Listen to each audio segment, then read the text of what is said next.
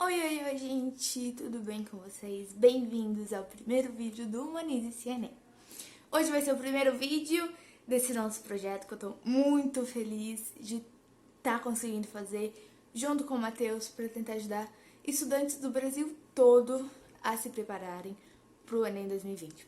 Por mais que está tendo várias controvérsias se vai adiar o Enem ou não, como vai ser, o importante é que vai ter o Enem e você tem que se preparar para fazer bem essa prova, tá bom? Então hoje a nossa primeira aula vai ser sobre língua inglesa, então obviamente o idioma inglês, que antes de começar a aula, eu quero falar um pouquinho que eu sei que a prova do Enem é muito interpretação de texto, principalmente a língua inglesa.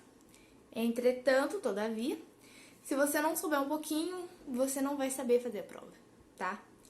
Isso eu falo porque eu li também a prova do ano passado e eu tava vendo que a maioria das questões sempre tinha um conectivo-chave lá, uma determinada conjugação, um determinado tempo verbal, que já dava totalmente a resposta, entendeu? E se você não souber aquilo, você não vai chegar à resposta verdadeira. Você vai embaralhar tudo nas suas ideias e vai falar, e aí, qual é a resposta, tá?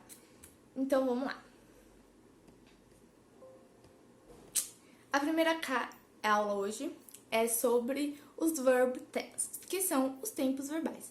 Especificadamente sobre o present continuous. Mas antes da gente iniciar no present continuous, eu vou falar um pouquinho sobre os subject pronouns ou os personal pronouns, que são os pronomes de sujeitos e os pronomes pessoais. Depois da aula vai estar disponível o material que eu usei. E na frente eu sempre coloquei a tradução, porque eu sei que não é todo mundo que tem o domínio do inglês, que não vai entender. Então tá tudo traduzidinho, tá? Se você quiser, faça anotações do que eu for falando. Se bem que tá tudo no slide. Eu coloquei tudo pra ficar bem fácil pra todo mundo entender, tá? Então vamos lá. O que é pronomes de sujeitos? Os pronomes pessoais. Aqui os subject pronouns são os pronomes de caso reto na nossa língua portuguesa. No inglês nós vamos ter os subject pronouns e os object pronouns. Então, os pronomes de objeto e os pronomes de sujeito. Na língua portuguesa, seria o pronome de caso reto, ou seja, quem faz a ação. Os object pronouns seria quem recebe a ação, que seria o sujeito de caso oblíquo, por exemplo. Então, aqui vocês vão ver no slide a seguinte. Aqui a gente tem a lista de todos os sujeitos da língua inglesa, que é I, you, he, she, it, we, you, they. Eu, você ou tu, que é pouco usado, mas ainda é usado. Ele, ela. Ele, ela, que eu já vou explicar. Nós, vocês, vós, que seria da língua portuguesa, e eles e elas. Tá bom. Todos são sujeitos? São sujeitos. Só que o it é um neutro. Por que que ele é um neutro? Porque na língua inglesa você não vai utilizar o it para falar sobre uma pessoa. Você vai falar sobre, por exemplo, um animal, um objeto, um lugar. Como eu coloquei embaixo, ó, note que o gênero neutro é utilizado para fazer referências a lugares, animais, objetos, sentimentos, ideias, etc. Tudo que foge do padrão literal humano, entendeu? Não é uma pessoa, então não é um sujeito. Um animal não é um sujeito, tá? E aí na frente eu coloquei os pronomes pessoais, né, que são os personal pronouns. Então, primeira pessoa do singular, I. Segunda pessoa, you. Note que temos dois you, escritos da mesma forma, pronunciados da mesma forma. Só que essa mesma forma tanto vale para um you no singular quanto no plural. E aí você tem que ficar atento da sua frase, entendeu? Para saber, eu estou me referindo a uma pessoa ou mais de uma pessoa. Então, a terceira pessoa do singular, he, she, it. E as outras no plural é we, you, they. Então, vamos passar para o próximo. Verbo to be. Verbo to be. Eu sei, você vai falar, poxa, até aqui, verbo to be, até aqui. Porque se você não saber o verbo to be, você não vai saber nada. Porque assim, gente, pensa que o verbo to be tá lá no topo da pirâmide. E aí, a partir dele, você vai tendo subseções desse verbo, tá? é o verbo to be. Porque o verbo to be por si só vai fazer a ação. O verbo to be é o verbo ser ou estar. Entendeu? Ou você tá fazendo alguma coisa, ou você está sendo alguma coisa. Entendeu? Então aí, o que são um verbo to be? São palavras que indicações? São o quê? Né? É muito complexo, né? Às vezes, quando você não sabe o verbo to be, você fica tipo assim, nossa, mas o que é o verbo to be? É simplesmente esse verbinho que tá na frente do sujeito. Vocês podem ver que tá em vermelho, eu coloquei nas regras. I am. Am é o verbo to be. You are. O are é o verbo to be. He, she, it, is. Is é o verbo to be. We, they, are. Verbo to be. O I am. Eu sou. Eu sou algo. Eu sou alguém. You are. Você é. He, she, it é algo. We, they, are. Então, eles ou nós somos, eles são alguma coisa. Entendeu? Então, só para dar um parâmetro aí na tabelinha que eu coloquei, notem que na afirmativa, I am, you are, he, she, it is, we are, we, you, they are. E aí, na frente a gente tem a contract form, que é uma abreviação, né? Você pode abreviar todos esses verbos. Então, você não precisa ir lá escrever you are, o are inteiro, nem o is inteiro, se bem que são palavras minúsculas, mas você pode abreviar, como está na frente, entendeu? Então, sujeito, apóstrofe, geralmente é a última letra, né, desse verbo to be que você abrevia. Mas aí tá o exemplo, acho que mais claro do que isso não tem, né? Negativa, como que eu faço a negativa de um verbo to be? Como que eu vou falar que eu não sou, que eu não estou fazendo alguma coisa? Você só vai acrescentar a palavra not. I am not, you are not, he, she, it is not. Então, ó, sujeito, verbo to be, negativo. Posso abreviar? Tranquilamente, igual você abrevia se fosse uma afirmativa, como está na frente. Ah, professora, legal, mas isso tudo na afirmativa é negativa. Interrogativa. Gente, a coisa mais fácil do mundo é você fazer uma interrogativa do verbo to be. Você vai inverter. Então, se eu tô falando uma frase afirmativa, she is crying, tô falando, ela tá chorando. Mas aí eu quero inverter e perguntar, ela tá chorando? Perceba que na língua portuguesa, nós não temos uma palavra, nem uma sequência de inversão para perguntar. É mais a entonação. Então, dependendo do jeito que eu falo, eu posso afirmar ou perguntar algo. Então, nossa, ela tá chorando. Ela tá chorando? Tá vendo como é entonação? Mas no inglês não é. No inglês, você tem que literalmente inverter as palavras. Então, se eu tô falando, she is crying, ela tá chorando, pra perguntar, eu vou inverter o sujeito com o verbo to be. Is she crying? Ela tá chorando? Muito simples, gente. Tá na tabelinha, tá? Eu achei essa tabelinha bem fácil, então vocês vão conseguir entender certinho. Mas chegamos no present continuous, que é o primeiro modo verbal dessa aula, que é o presente contínuo. Então, eu já tô falando, é um presente, é uma ação que já tá acontecendo continuamente. Então, ela tá acontecendo, tá? Então, eu coloquei aí, o presente contínuo deve ser usado para expressar uma situação que está em progresso, ou seja, uma ação que ainda está acontecendo. Todo o nosso ando dos verbos em português deve ser trocado em inglês por ing. ing.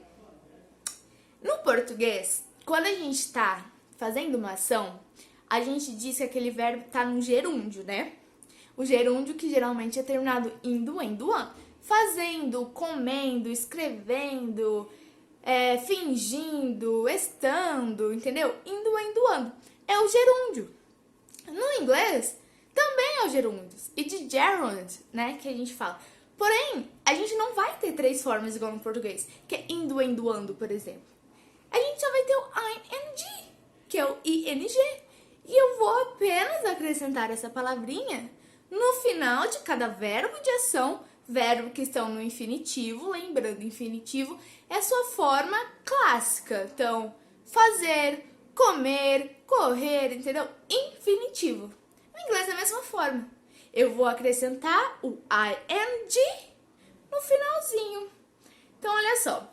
A construção do presente contínuo deve ser dada segundo a forma: sujeito mais verbo to be mais verbo com ing mais o complemento. Esse complemento é, por exemplo, igual aqui, she's studying English now. Vocês estão estudando inglês agora, né? So, we are studying English now.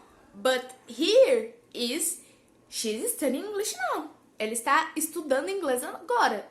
Você está estudando inglês agora também. Eu espero.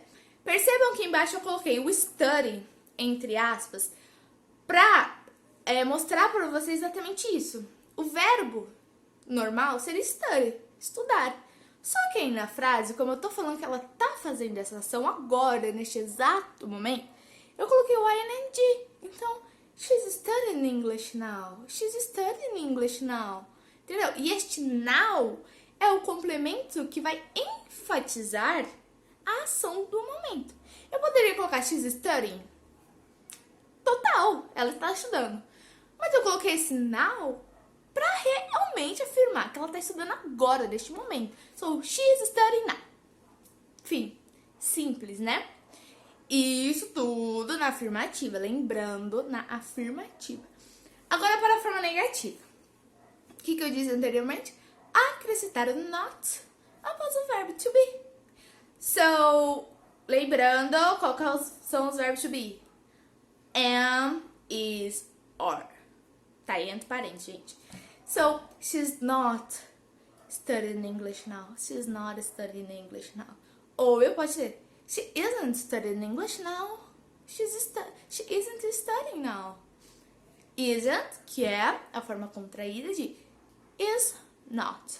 Simples, simples, simples, tá? Agora vamos lá, present continuous. Continuando, tá? Algumas frases para vocês pegarem bem. So, drink, beber. Verbo no infinitivo, simples, drink, tá? I'm drink. So, como eu vou passar pro presente contínuo, professora? I am drink water. I'm drink water, tá? Percebam, apenas adicionei o ing. Eu estou bebendo água, simples. Eat, comer. You are eating an hambúrguer. Você está comendo um hambúrguer. Talk. She's talking to her teacher.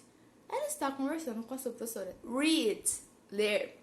Esses são os verbos mais comuns, tá? Eu coloquei alguns verbos que geralmente aparecem mais. Seja em exercício, seja em provas, eles são tipo os mais comuns, porque são coisas habituais de se fazer, tá? Então, we are reading a book. Nós estamos lendo um livro. They are cooking the meal. Eles estão preparando a refeição. Notem que o cooking pode ser preparando, como cozinhando também. Se bem que o sentido aí tá no mesmo, né? Agora vamos lá. Exceções do present continuous. Como nem tudo são flores, aqui também não vai ser. Então, se eu falei que lá no verbinho a gente vai adicionar o ing, é verdade, a gente vai continuar fazendo isso. Só que tem exceções de como a gente vai adicionar esse ing corretamente, entendeu? Então, por exemplo, dance, que é o verbo dançar. Vocês percebem que ele termina em e.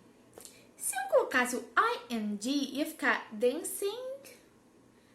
Dancing? Estranho, né? Então, o que vai acontecer? Em verbos que terminam em e, eliminamos o e acrescentamos o ing. Simples, simples, simples. Tira o e, coloca o ing, tá? É uma questão também de dar sentido, né? De você falar de uma forma bonita, vamos dizer assim. Dancing. Tipo, não, então é dancing. dance with his girlfriend. He's dance with his girlfriend. Ele está dançando com a sua namorada. Agora ride, que é andar de, né? Andar com alguma coisa. They are riding their bikes right now. Eles estão andando de bicicleta agora. They're riding their bikes right now, tá?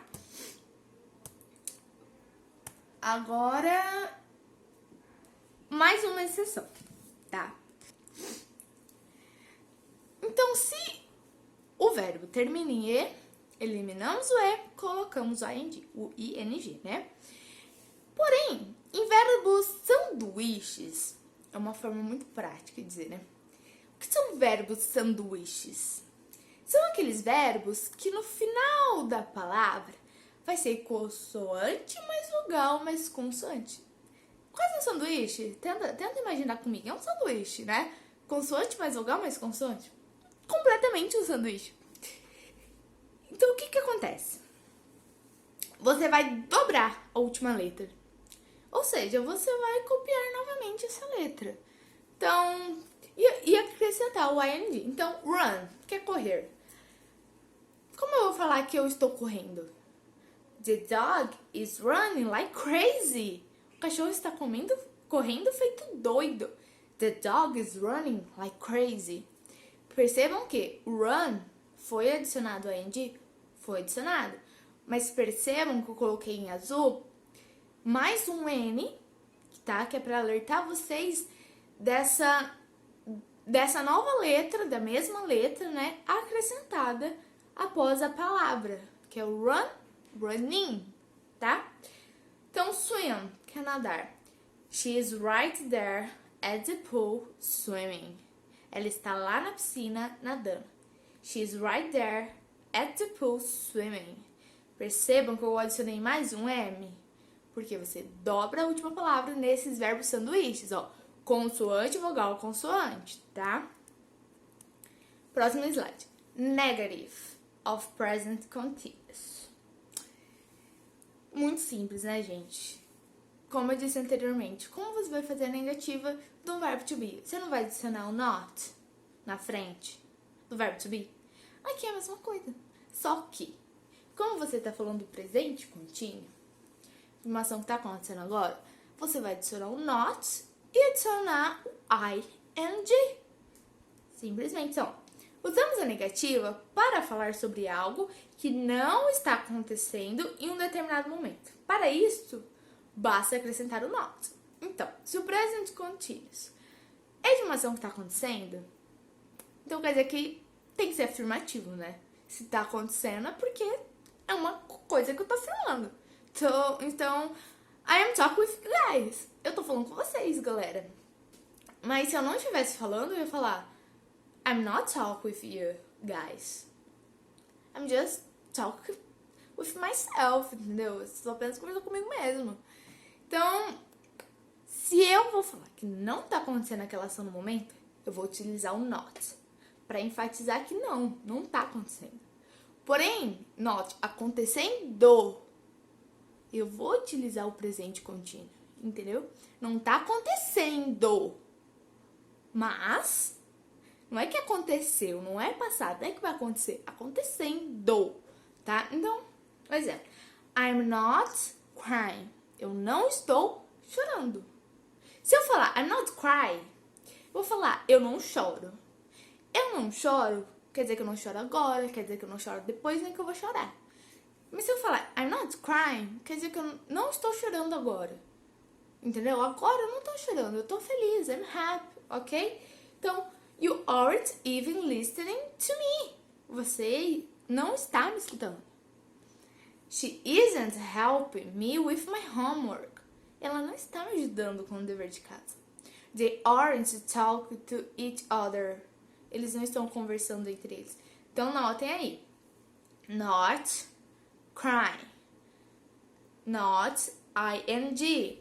Aren't listening. Aren't, contraction de are, mas not, que tá lá nas primeiras tabelinhas, é ing. She isn't, is, mas not, helping. They aren't talking. ing.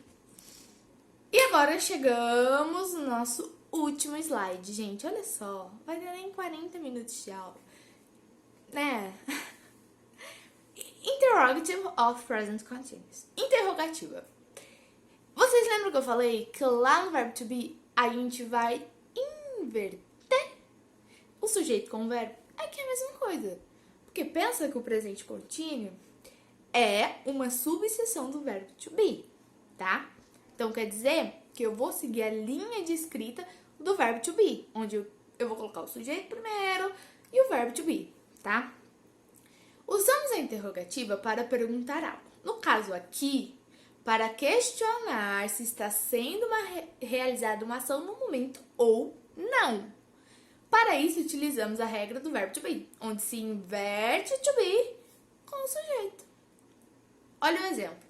Se você tá olhando o exemplo, você já falou assim, moleza, né? Muito moleza. Então, ó, aqui na afirmativa. She's crying now. Ela está chorando. Ela está chorando agora, né? Aí eu quero perguntar se ela tá chorando. Is she crying? Is she crying? Né? Porque o inglês não vai ter essa entonação. Ela tá chorando? Não, vai ser tipo, ela tá chorando? Is she crying? Afirmativa. He's playing the piano. Ele está tocando o piano. Aí eu vou perguntar se ele está tocando piano. Is she playing the piano?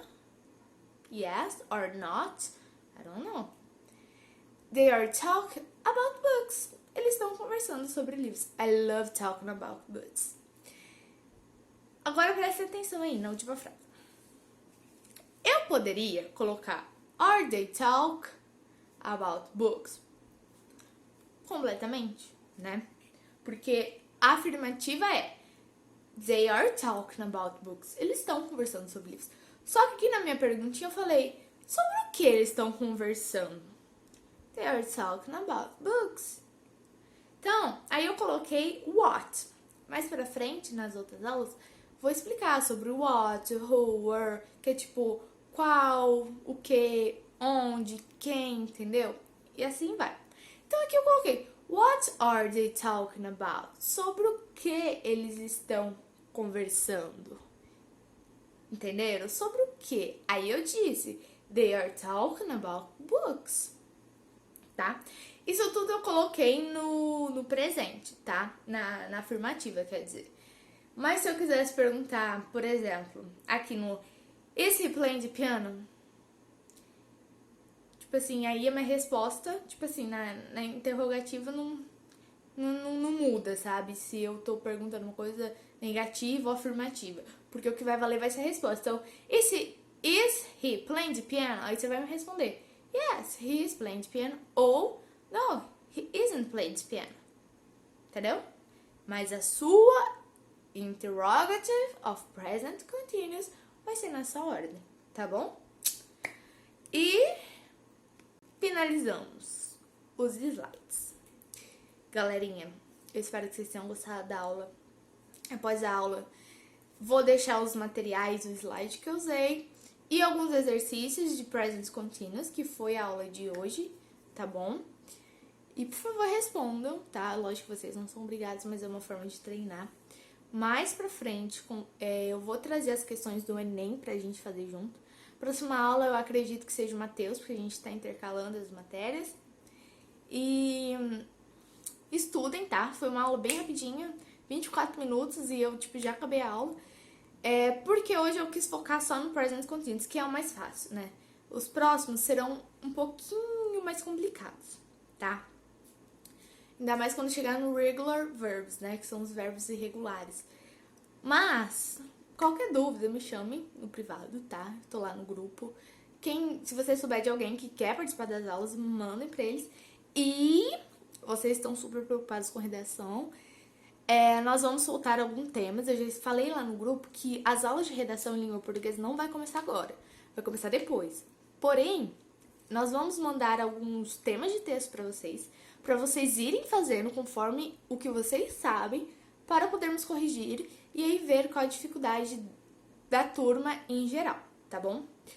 Então, eu acho que é isso. por hoje, gente. Eu espero que vocês tenham gostado e entendido a aula. Perdoe qualquer erro, tá? Ainda estou em formação. Mas é isso, gente. Um beijo pra vocês e até a próxima aula!